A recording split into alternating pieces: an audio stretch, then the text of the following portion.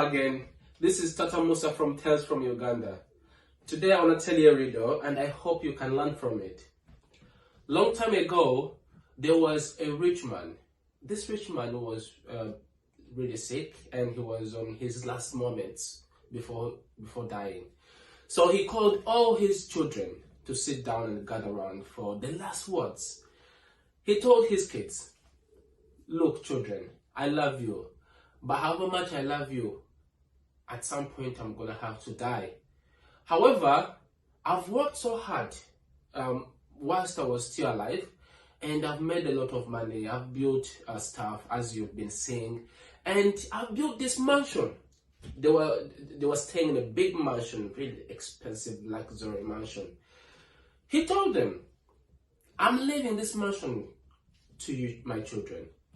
However, after I've died, and in the future things get difficult, hard,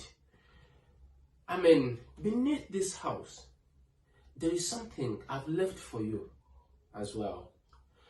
So, time reached, the rich man died. And when he died, of course the siblings were upset. They had lost their father. But after some time of mourning and doing stuff, sorting out the inheritance and stuff like that, they sat down as siblings and they came to an agreement to demolish the house to get more riches that dad had left beneath the house, in the concrete or in the base of the house. Because before dad died, told them, "I'm leaving you this mansion, but when things get hard, I've left something for you beneath the house." So at some point, these children sat together, came to a conclusion to demolish the house to get what was left beneath the house. So after they demolished the house, destroyed it, they reached a big safe and were so excited. They thought maybe it was gold, diamonds, stuff like that. In that box, there was a well-written note telling them, "Children, if you've managed to get this note that I've left in this safe, that means you demolished my house.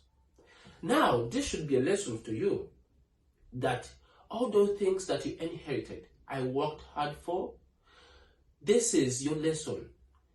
I've left you with nothing in this letter, but a word of advice. Always be appreciative of what you have." So, this is a lesson to learn from this this story, that what you have is better than what you might think you'll get or what you expect to get in the future. This is where the word comes as, or a phrase comes, a bird in the hand is better than two birds in the bush.